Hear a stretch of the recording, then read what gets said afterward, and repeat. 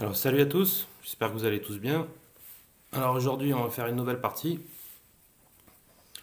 Alors du coup c'est une nouvelle partie contre un russe, 1615, Metallic Chess. Ok, donc là j'ai commencé par le coup E4, parce que la première vidéo c'était côté noir. Donc là il me joue C5. Donc ici, c'est une sicilienne. E4, C5 c'est ce qui caractérise le coup C5, la sicilienne. Du coup moi je vais jouer cavalier F3. Donc je vais essayer de jouer les grandes lignes. Il me joue cavalier C6. D'accord. Donc là, il peut avoir plusieurs solutions après le coup D4. Parce qu'il va prendre, je vais jouer K prend D4, et ça sera la grande ligne. Il pourra jouer E5, Kalachnikov. Plus tard, il peut jouer cavalier F6, ensuite E5, Shevchnikov. Donc moi, je vais jouer D4. On va voir ce qu'il va jouer. Il va certainement prendre. Parce que s'il prend pas, il joue un coup par exemple comme G6, moi j'aurai la poussée D5 et son cavalier va devoir aller sur une mauvaise case. Il ne pourra pas venir en E5 par exemple. Et si on vient en A5, on voit bien que le cavalier n'est pas très bien placé. Ok, puis on prend, le cavalier prend. Là, il peut jouer aussi G6 pour une dragon accélérée. Ok, il a joué E5. Donc E5, c'est la Kalachnikov. Ok, je vais jouer le coup théorique. Donc, cavalier B5. Donc on va dire qu'on veut se mettre en cavalier D6. On veut se placer là pour faire échec. Et s'il n'aurait pas pris avec le fou, il aurait joué Roi E7. Donc on voit bien que c'est pas bon. Donc sur cavalier D6, il faut prendre. D6 et c'est une variante. Ok, D6. Donc ici, qu'est-ce que je vais jouer? Alors ici, je vais jouer A4. Alors A4, l'idée bien sûr c'est soutenir le cavalier. Quand il va jouer A6, mon idée c'est de revenir en A3, en C4, pousser A5 et en fait pour affaiblir la case B6. Donc voilà. Donc là je reviens en A3, cavalier A3.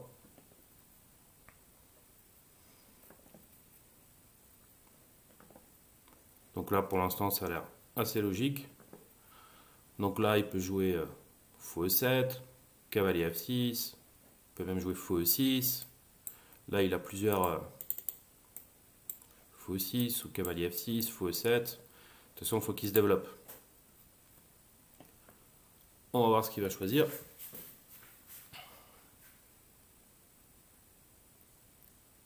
En tout cas la Kalachnikov, ouais, c'est une ouverture très pointue, beaucoup de théorie.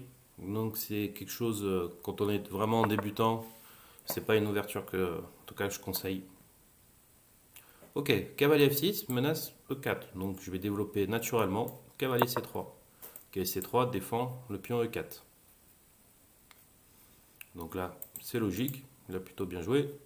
Développe un cavalier, je développe le mien. Maintenant, je suppose qu'il veut jouer ou fou E6 ou fou E7.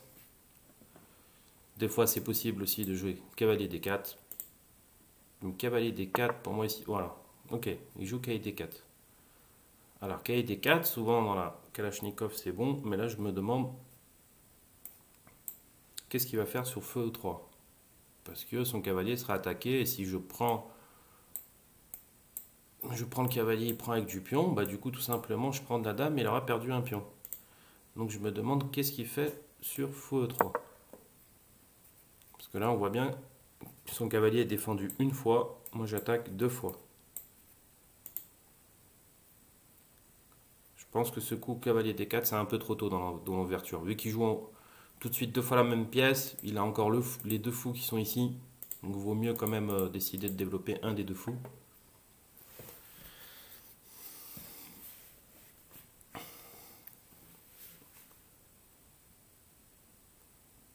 Donc là, parce que qu'est-ce qu'il peut faire? Ou il revient en C6 mais il aura perdu. Il aura quand même perdu deux temps parce qu'il serait venu en D4 et repartir en C6. Donc ça fait un ou deux. Bon, plus logique, il revient en E6. On va dire que son idée, il est venu en D4 pour placer un E6. Maintenant son cavalier en E6, peut-être qu'il a l'idée de jouer C5 pour taper deux fois le pion, pour attaquer deux fois le pion. Ça peut être une idée. Ok, il peut peut-être avoir des idées aussi avec cavalier F4. Ok, moi ici, est-ce que cavalier C5, ça pourrait m'embêter. Ok, C5 il va attaquer 2 fois E4, j'aurai peut-être juste le coup F3 pour défendre mon pion E4. Plutôt dans ce sens-là. Cavalier F4, je vais peut-être l'empêcher de venir en F4, mais je vais d'abord, le mieux moi je préfère c'est développer les pièces. Je vais jouer fou E2 tout simplement. Voilà, bon, logique, il a joué fou E7, comme ça je peux assez vite après faire le pirogue. Ok, je vais faire le pirogue. Pour l'instant, je suppose que lui aussi.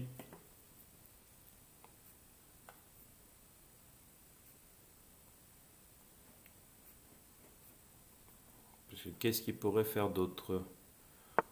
Ok, il a développé fou D7. Il a mis son fou en D7, d'accord. Donc son idée, certainement, c'est venir en C6. Et comme ça, il attaque deux fois le pion. Mais j'aurai toujours F3 qui va consolider la position. Donc moi, je vais jouer simple. Je vais jouer Dame D2. Mon idée, de toute façon, ça va être... L'inconvénient quand on a dans les Siciliennes D6, E5, si on n'arrive pas à pousser D5, le coup libérateur, c'est le pion D6 qui est une cible en fait. Le seul pion là qui est vraiment faible, c'est le pion D6 car il est sur une colonne semi-ouverte. Ok, il joue fou C6, moi je vais jouer tout simplement ou fou F3 ou F3. Alors moi ici je préfère peut-être fou F3, comme ça je consolide bien la case D5 en fait. Donc je vais jouer fou F3, comme ça si il avait l'idée de pousser D5, vu qu'il est ici une fois, deux fois, trois fois, et moi je contrôle bien la case D5, une, deux, trois, quatre fois. Donc très important, hein. Dans les Siciliennes, si on a les blancs, on empêche de pousser des 5. Si on a les noirs, on empêche. Alors ici, il a joué cavalier C5, il m'attaque le pion une, deux, trois fois. Moi, je le défends une fois, que deux fois. Donc comment je vais faire pour défendre ce pion? Donc je vais peut-être devoir prendre en C5 en fait. Pour éliminer ce cavalier qui attaque le pion E4. Donc du coup, parce que je vois pas d'autre moyen pour le défendre. Donc, je vais le prendre. Je vais prendre le cavalier. Ok, bon là je vais pas faire d'implant pour qu'il ramène tout de suite sa tour. Donc je vais faire moi-même, je vais mettre une tour. Alors est-ce que je mets la tour A ou la tour F? Souvent on peut se poser la question. Pareil là, dans un des deux cas il y a un avantage et un inconvénient. Parce que si je mets la tour F en D1, si un jour je veux défendre en plus le pion E4, bah il faudrait que je rejoue tour 1. Mais en même temps on voit bien que je suis défendu. Ok, je défends bien deux fois le pion E4. Donc il ne peut pas me l'attaquer, on voit bien, il va être difficilement être attaquable le pion E4 trois fois. Mais en même temps, j'ai bien envie de mettre la tour F, parce que je veux garder peut-être sur la colonne 1 de pouvoir pousser à 5. Mais je vais mettre la tour A. Allez.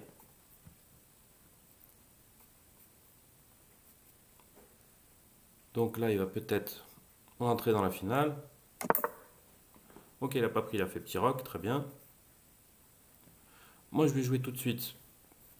Parce que je prends une fois, je joue C4. Bon, comme j'aime les finales, je l'ai déjà dit dans la première vidéo, moi j'aime bien jouer les finales. Et je vais jouer C4. Donc tout de suite, là, je lui pose une question sur le pion E5. Donc déjà, je lui pose une question sur le pion E5. Il n'a pas 14 façons de le défendre. Ou il joue D7, ou il joue fou D6.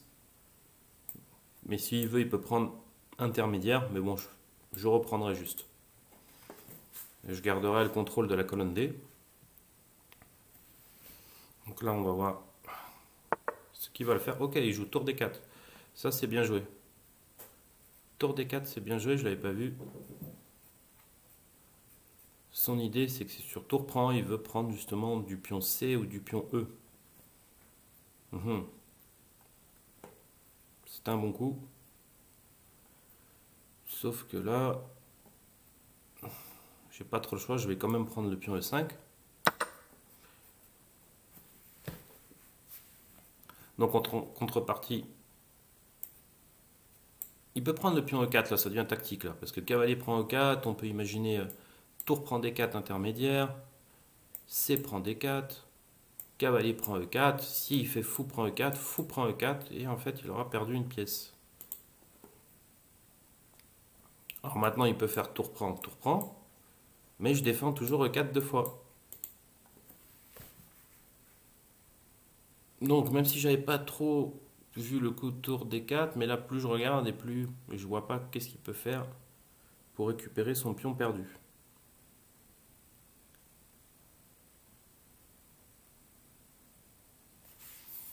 Il y a peut-être...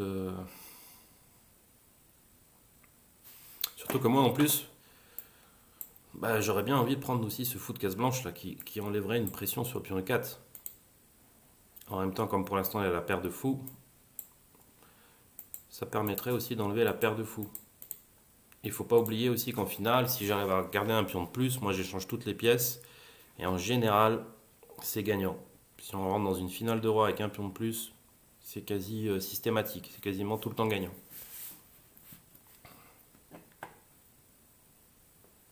Donc c'est pour ça, des fois, si on a du matériel, ça soit même qu'un pion, il ne faut pas hésiter à tout échanger.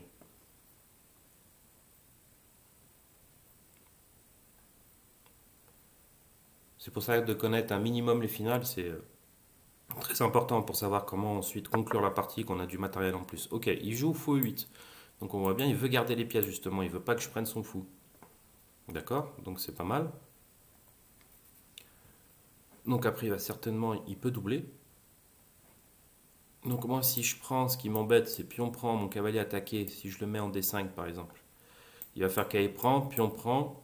Sauf qu'en fin de variante, j'ai le pion A4 en fait qui tombe. Donc j'ai le pion A4 qui est faible.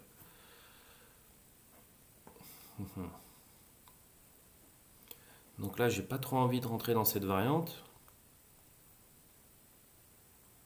Après, j'aimerais bien juste, peut-être que je vais jouer juste B3 consolidé, mais j'hésite aussi avec le coup A5. Mais je vais juste consolider ma position. Là, on voit bien ma chaîne de pions, je défends bien mon pion A4, c'est solide. J'ai un pion de plus, je vais essayer de jouer... Maintenant, je vais essayer de jouer sûr, d'essayer de ne pas faire d'erreur. Il ne faut surtout pas que je redonne un pion. J'ai du matériel en plus. Maintenant, je vais essayer d'échanger les pièces dans de bonnes conditions. Ok, il joue fou D6. Du coup, il attaque mon cavalier. Donc maintenant, il attaque mon cavalier. Donc j'ai deux cases pour moi. Bon, cette case-là ne m'intéresse pas trop tout de suite pour pouvoir échanger. J'ai la case D3 ou la case C4. Alors moi, ici, j'ai tout de suite déjà envie d'aller en C4. Surtout pour menacer ce fou, on va dire juste pour faire un échange. Et je vais jouer avec C4. Surtout que là, je menace concrètement de gagner une pièce. Donc là, il va devoir jouer ou tour D8, ou il va devoir bouger le fou.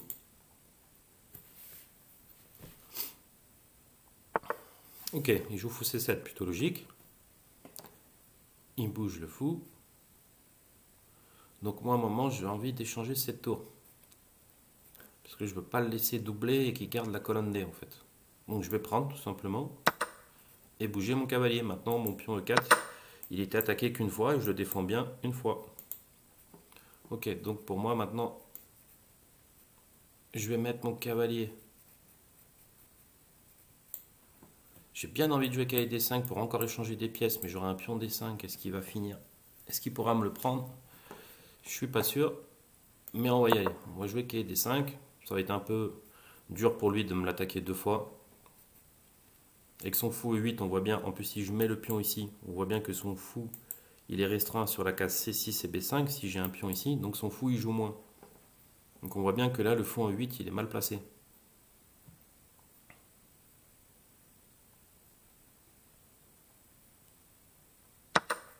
Ok.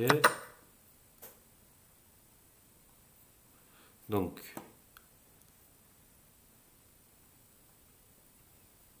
moi je vais pouvoir aussi, peut-être très vite, essayer d'attaquer le pion D4, de récupérer un deuxième pion. S'il me laisse faire. Ok, il joue B5. Donc ici B5.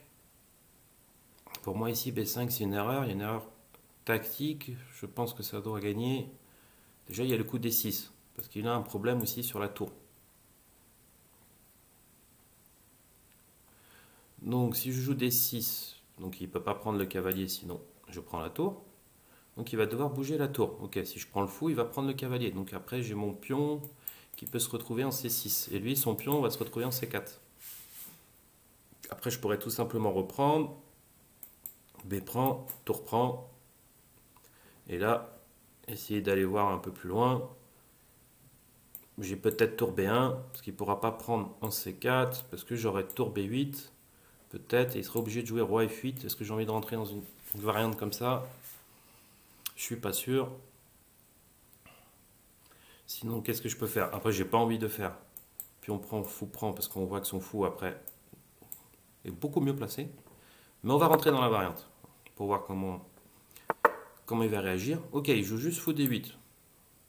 D'accord, il n'est pas rentré dans la variante. Donc moi maintenant, bon bah il a abandonné.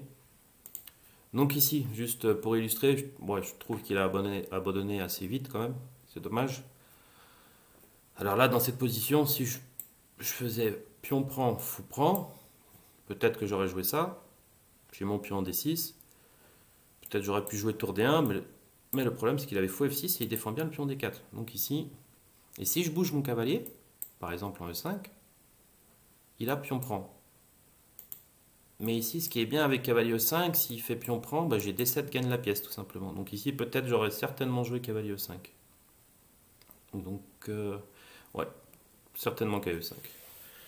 Donc voilà, bon, c'était une partie, j'aurais pensé jouer un peu plus, mais je trouve qu'il a quand même abandonné un poil trop tôt. Donc si ça vous a plu, donc n'hésitez pas, abonnez-vous, mettez un like, pouce, n'hésitez pas à commenter, me dire dans les commentaires si vous avez envie que je joue une ouverture en particulier. En tout cas, je vous souhaite à tous une très bonne journée et puis je vous dis à bientôt. Ciao, ciao!